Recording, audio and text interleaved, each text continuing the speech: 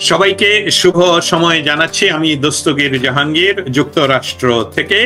যখন ঢাকা সহ সারা বাংলাদেশে যখন খন্ড খন্ড মিছিল হচ্ছে আওয়ামী লীগের পক্ষে এবং সরকারের স্বরাষ্ট্রমন্ত্রী যখন সরাসরি নির্দেশ দিচ্ছেন যে আওয়ামী লীগকে প্রতিহত করতে হবে, তাহলে ল এনফোর্সমেন্ট যেখানে বহিঃশত্রুকে বাংলাদেশে ঢুকতে দিচ্ছে, আবার বাংলাদেশের একটাই পার্টির উপর আক্রমণ করছে, এই ল এনফোর্সমেন্টের ভয়ঙ্কর পরিস্থিতিতে ডক্টর ইউনূস নিয়ে যাচ্ছে।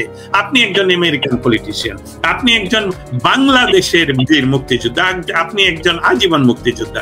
বাংলাদেশের এই পরিস্থিতি নিয়ে স্টেট ডিপার্টমেন্ট যেরকম ভাবে তাদের ওয়েবসাইটে প্রচার করেছে, যেমন এম্বাসির ওয়েবসাইটে প্রচার করেছে, আমাদের বাংলাদেশকে এই আমেরিকার যে একটা পরিস্থিতি তৈরি হয়েছিল, যেটা আপনি বলেছেন যে ভারতের সাথে যুক্তরাষ্ট্রের প্রেসিডেন্টের যে কথা হয় যে তোমাদের শত শত বৎসরের সম্পর্ক, সেখানে সেই সম্পর্ক আমাদের চেয়ে তোমরাই ভালো বুঝবে, শুধু রাজনৈতিক নয়, ঐতিহ্যগত ভাবে, ভাষাগত ভাবে তোমাদের সম্পর্ক।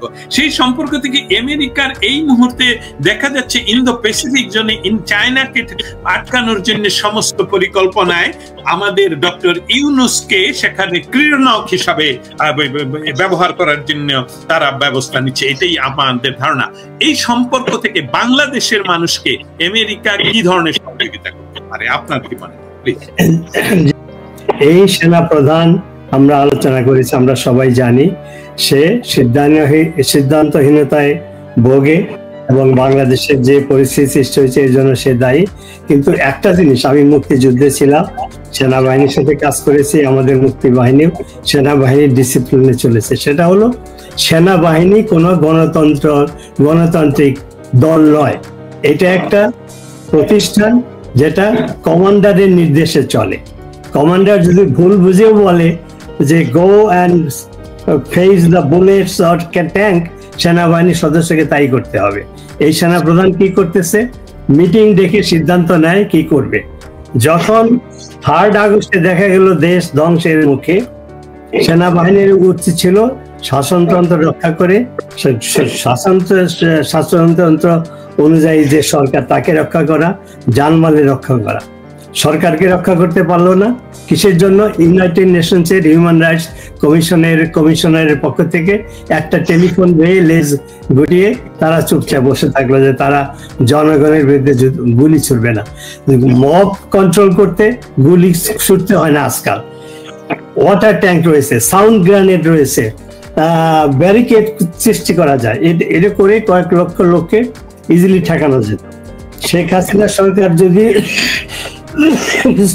আর একটা দিন সময় পেত, তারা হয়তো 1 লক্ষ লোক সেদিন ঢাকায় এসেছিল, শেখ হাসিনা তাকে লক্ষ লক্ষ লোক ঢাকায় আসতে পারত উনি যদি চাইতেন প্রতিহত করতে। কাজেই সেনাবাহিনী, এই সেনাপ্রধান বা সিনিয়র লিডার যারা আছে সেনাবাহিনীর, তারা এই সেনাবাহিনীকে একটা গণতান্ত্রিক প্রতিষ্ঠান হিসাবে কনসিডার করে তাদের মতামত নিয়ে কাজ করে।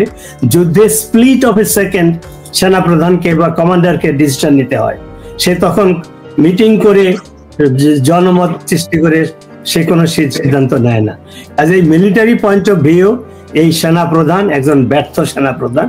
এই সেনাপ্রধানের যারা সিনিয়র লিডার তারাও সবাই ব্যর্থ অধিনায়ক বা তারা কমান্ডার।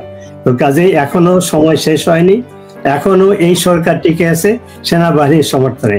এখনো যদি এই সেনাবাহিনী এবং ওয়াকার, জেনারেল ওয়াকার যদি বলে ইউনূস সরকারকে চলে যেতে হবে, within a second they will leave. কারণ জনগণ তাদের বিরুদ্ধে, বিভিন্ন প্রতিষ্ঠান তাদের বিরুদ্ধে, কিন্তু সেনাবাহিনীর সিদ্ধান্তহীনতায় এবং তারা কোন পক্ষে, যেটা আমার কাছে কোনো প্রমাণ নাই, মবিন সাহেব উল্লেখ করেছেন, তারা ষড়যন্ত্রের একটা অংশীদারী হতে পারে, পার্টিও হতে পারে। তো এখনো সময় আছে, it is not too late.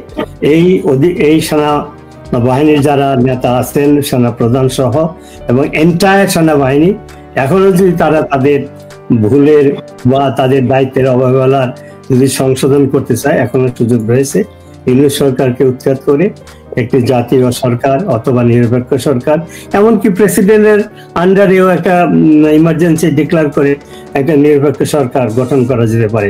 কারণ ইউনূসের আন্ডারে কোনো নিরপেক্ষ নির্বাচন হবে না, কারণ তার ছাত্ররা, তার যে সন্ত্রাসী সমর্থক, তারা একটি দল গঠন করেছে, তারাই বলতেছে ইউনূসকে 5 বছর ক্ষমতায় থাকতে হবে। তো সে হলো একটা দলের সমর্থক ইউনূস, সে কিভাবে নিরপেক্ষ নির্বাচন প্রতিষ্ঠিত করে? কাজে বাংলাদেশের ভবিষ্যৎ নির্ভর করতেছে ইউনূসের অপসারণ এবং নির্দলীয় নিরপেক্ষ নির্বাচন, এবং সেনাবাহিনী তাদের ওই 10% সেনাবাহিনী জাতিসংঘে চাকরি করবে সেই ভয়ে তারা তাদের যে কনস্টিটিউশনাল রেসপন্সিবিলিটি, তাদের যে শাসনতান্ত্রিক দায়িত্ব, সেইটাকে অবহেলা তারা করছে, সেটা পালন না করে তারা চুপচাপ আছে ইউনাইটেড নেশনসের চাকরি যদি হারায়। আর রোহিঙ্গার কথা, ইউনাইটেড নেশনসের ইয়ের কথা বললেন, এই ইউএনও হলো part of A conspiracy against Sheikh Hasina government. এই শেখ হাসিনার নির্বাচিত সরকারকে পতন ঘটাতে তারা সন্ত্রাসবাদের তারা সার্থক হয়েছিল। বাইডেন অ্যাডমিনিস্ট্রেশনের ষড়যন্ত্র, ইউএনের হিউম্যান রাইটস কমিশনের ষড়যন্ত্র এবং আর্মির কোশ্চেনেবল ভূমিকা, আর বাংলাদেশের আভ্যন্তরীণ সন্ত্রাসীদের ভূমিকা, এই সব কিছু মিলেই এই শেখ হাসিনার সরকার নির্বাচিত সরকারকে অপসারণ করে বাংলাদেশকে একটি মিনি পাকিস্তান অথবা একটা আফগানিস্তান বানানোর চেষ্টা হচ্ছে। বাংলাদেশের মানুষের প্রতি একটাই, আপনারা যদি বাংলাদেশকে আফগানিস্তানের তালিবানি সরকার বানাতে না চান, মিনি পাকিস্তান না বানাতে চান, রুখে দাঁড়ান। যে পরিস্থিতির সৃষ্টি হয়েছে, যে জিওপলিটিক্যাল দ্বন্দ্ব হচ্ছে আমাদের এলাকায়, সেখানে বাংলাদেশের কোনো লাভ না হবে না। সে আমেরিকার পলিসি বাস্তবায়িত হলেও রোহিঙ্গাদের এবং সে খ্রিস্টান, সেটা আমাদের লাভ হবে না। আর ওইখানে যদি যুদ্ধটা বেঁধে যায়, কারণ চায়না তার দুটো পোর্ট তারা ইনভেস্ট করেছে billions of dollars. Already America এবং বাংলাদেশের রোহিঙ্গা নয়, আরাকানদের অ্যাক্টিভিটি দেখেই অলরেডি আমেরিকা, চাইনিজ সৈন্য তাদের ওই এলাকায় এসে গেছে, চাইনিজ ডিপ্লোমেটরা অ্যাক্টিভ হচ্ছে। যখনই সামরিক হস্তক্ষেপ শুরু হবে, সামরিক কর্মকাণ্ড শুরু হবে, তখন চায়না বসে থাকবে না। আর আমি তো ভারতের অভিজ্ঞতা, ভারতের ইন্টারেস্ট আগেই উল্লেখ করেছি, ভারতও চাইবে না যে এখানে তাদের আমেরিকান, যদিও তারা মুখে মুখে বলছে বন্ধু, কিন্তু যখনই দেখবে যে আমেরিকার জন্য ভারতের স্বার্থ বিঘ্নিত হচ্ছে, তারা বসে থাকবে না। আর ভারতের অ্যাডভান্টেজটা হলো যে বাংলাদেশের চারদিকেই হলো ভারত, তো কাজেই তারা যে কোনোভাবেই ম্যানিপুলেট করতে পারবে।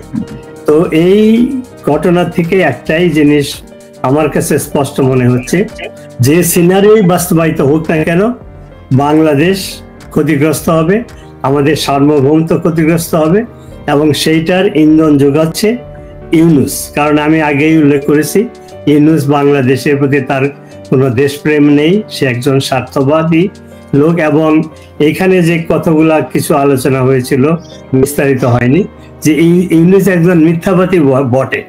সে শুধু স্বার্থপরই নয়, দুর্নীতিবাজি নয়, সে মিথ্যাবাদী বটে। সে এই যে রোহিঙ্গা ইস্যু নিয়ে, এই যে ইউএনের যে সেক্রেটারি জেনারেলকে নিয়ে যে নাটকটা সে করলো, টুপি পরলো, চাইনিজ চিটাগাংয়ের ভাষায় বক্তৃতা দিল, তাদেরকে ওইখানে মিটিংয়ে যেভাবে প্রতারণা করে নিয়ে যাওয়া হয়েছে, এগুলো থেকে ইউনূসের তার রাষ্ট্রীয় নীতি এবং তার ব্যক্তিগত নীতি প্রতিফলিত হয়।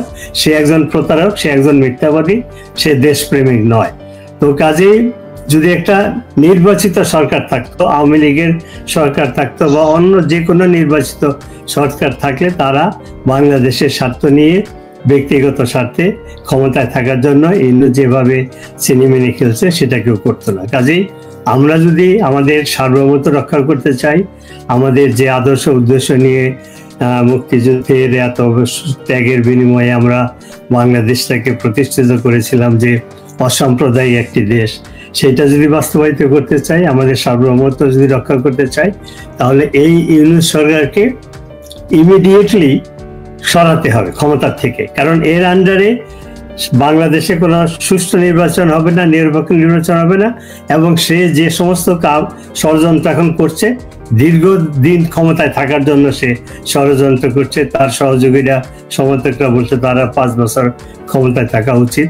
তো এই অবস্থায় আমাদের যারা সত্যিকারেই যারা ওয়েল উইশার, সে ভারত হোক, চায়না হোক, আমেরিকা হোক, বিদেশি শক্তি যারা যদি সত্যিকারের সমর্থক হয় আমাদের কি বলে আমাদের ওয়েল উইশার হয়, তাহলে এই ইউনূসকে আজকে না গতকালকেই ক্ষমতাচ্যুত করা উচিত ছিল। এবং বাংলাদেশ সেনাবাহিনী কি রোল প্লে করছে আমি কনফিউজ, তারা কোন পক্ষে কাজ করছে, বিশেষ করে সেনা প্রধানের কথা কাজ বলা মুশকিল, সে কি ইউনূসের পক্ষে না বাংলাদেশের পক্ষে বলা মুশকিল। কারণ আমরা যদি অ্যানালাইসিস করি এই 3 অগাস্টের ঘটনা থেকে, যে আজকে বাংলাদেশের যে রাষ্ট্রীয় যে কাঠামো ধ্বংস হয়েছে, সামাজিক ব্যবস্থা ধ্বংস হয়েছে, লুটতরাজ, রেপ, আইন শৃঙ্খলার অবনতি, পুলিশকে হত্যা করা, এই অবস্থায় আমরা যে দাঁড়িয়েছি, এর জন্য শুধু বিদেশি ষড়যন্ত্রকারীরা দায়ী নয়, শুধু ইউনূসও দায়ী নয়, সেনাবাহিনীও দায়ী। কারণ তাদের দায়িত্ব ছিল আমাদের দেশকে রক্ষা করা, সেই জন্যই সেনাবাহিনী তারা একের পর এক নিরপেক্ষ ভূমিকায়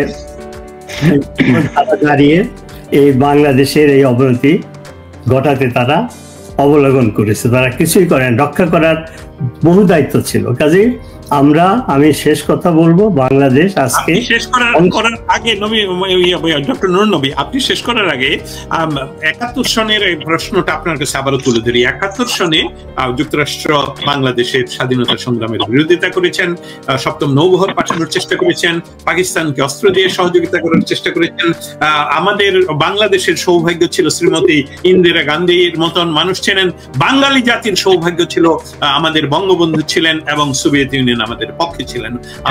এখনকার পরিস্থিতি যে সম্পূর্ণভাবে বাংলাদেশের রাষ্ট্রের সার্বভৌমত্বের যে একটা আন্তর্জাতিক খেলার স্পট হিসাবে দাঁড়িয়ে গেল। আমরা হয়তো 1 মাস আগে 2 মাস আগে বলছিলাম আরেকটা আফগানিস্তান, এখন আমরা দেখছি আরেকটা ইউক্রাইন। আপনি এই বিষয়টা আমেরিকান রাজনীতিবিদ হিসাবে আমাদের উত্তরণের জন্য কিছু কি দেখতে পাচ্ছেন কিনা?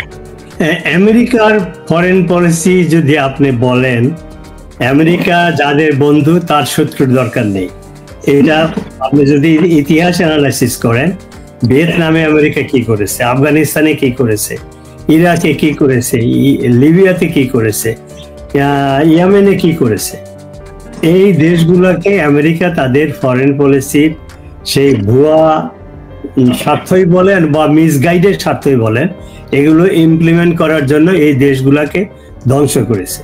এবং বাংলাদেশের মুক্তিগামী মানুষের 71-এ তারা তাদের সেই পাকিস্তানকে রক্ষা করার জন্য তাদের শত্রু চায় না, 2 পরাশক্তি মিলে তারা আমাদের বিরোধিতা করেছে। আমার সৌভাগ্য হয়েছিল মুক্তিযুদ্ধে সেই সময় ভারতীয় বাহিনী ভারতের সাথে রক্ষা করা। আপনি ইন্দিরা গান্ধী ভারতীয় বাহিনীর যে রোল উল্লেখ করেন, আমি ব্যক্তিগতভাবে সেটার সাক্ষী, আমি ব্যক্তিগতভাবে সেই কাজগুলো করেছি। তো কাজেই আজকে যে অবস্থা দাঁড়িয়েছে, বাংলাদেশের স্বার্থ ছাড়াও পৃথিবীর প্রত্যেকটা দেশেরই ইন্টারেস্ট খুবই কমপ্লেক্স।